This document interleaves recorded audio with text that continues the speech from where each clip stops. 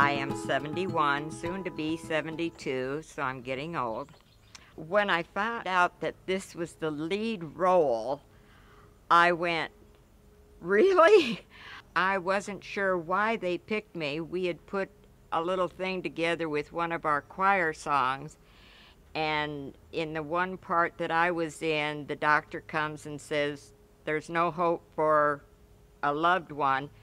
And so, of course, I started to cry because in my life I could relate to death of a loved one or being abandoned by whatever.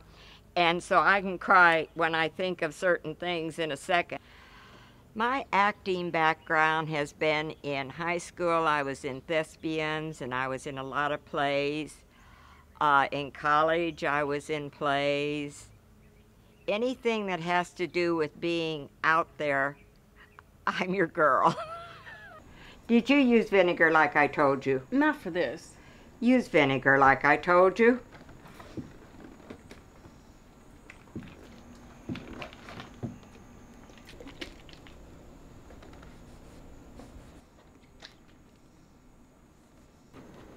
See? Okay. Well, my goal for the movie is to make it so good that I've already ordered my red carpet dress. No, I'm kidding. My goal for the movie is just, I hope that somebody gets what we're portraying, in that there are lonely people out there, and sometimes you need to reach out to them, because there are a lot of lonely people out there that need somebody to be persistent like my Louise is with me and just keep at me until I say, okay, let's be friends. Okay, my life has changed because I have never been so busy in my life, especially on Saturdays, which we do a lot of filming.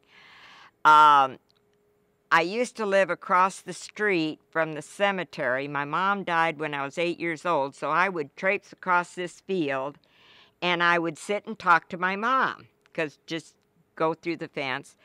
But I don't go out and visit my husband's grave because that's not where he is. I talk to him up there like I talk to George in the movie.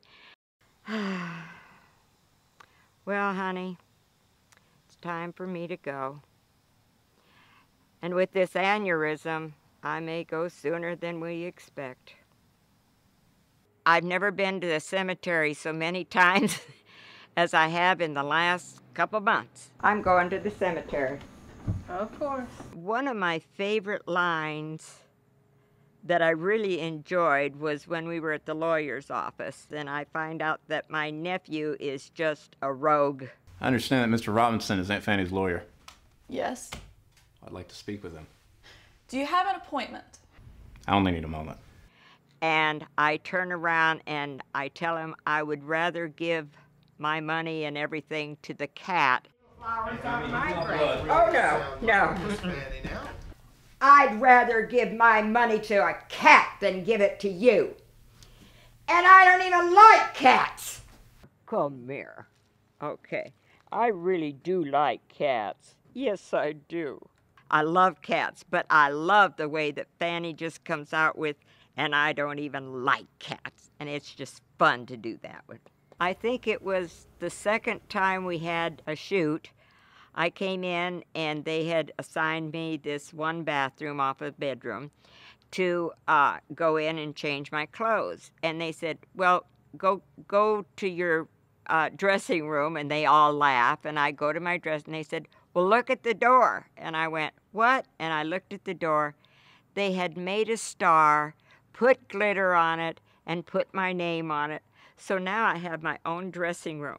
And when I come in the door to the house, I always say, honey, I'm home, because I feel like this is my home now.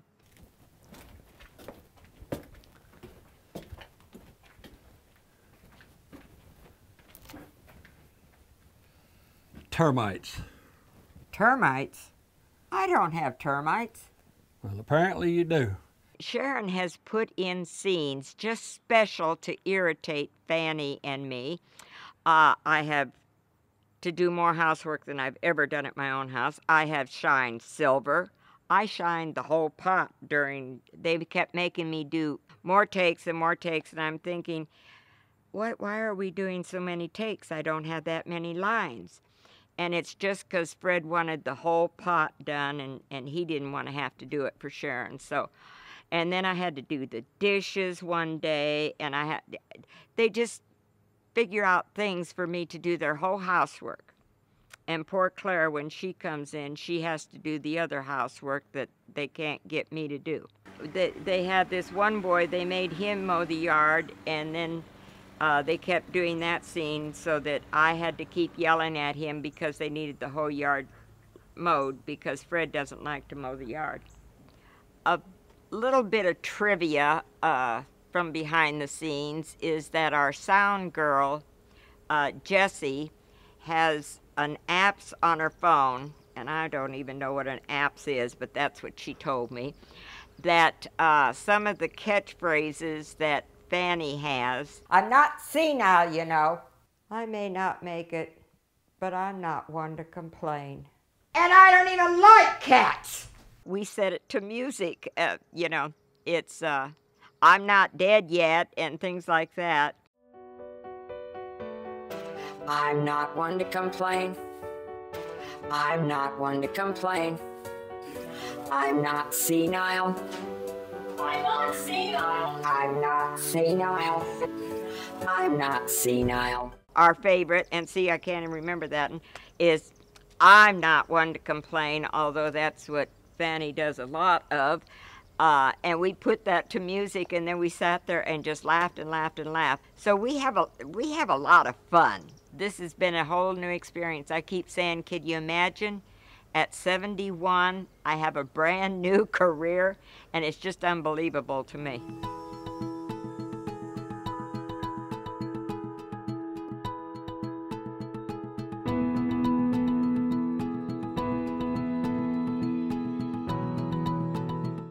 Why the sudden interest in Miss Fairchild? Well, I don't know, I just like her. Stop that, young man, stop it! Well, it's 10 o'clock. I always mow around this time. She may act all rough and tough, Well, from now on, don't mow till afternoon. Should I finish? but on the inside, she's just a little old lady who's lonely and scared. Well, of course you should finish. I'm already up now. Oh, my Whitey. I know what it's like to lose a loved one.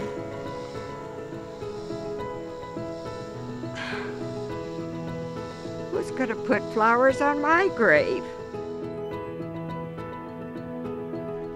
I want a perpetual floral plan. That's the responsibility of the family. I don't have any. I have something I want to discuss with you, Aunt Fannie.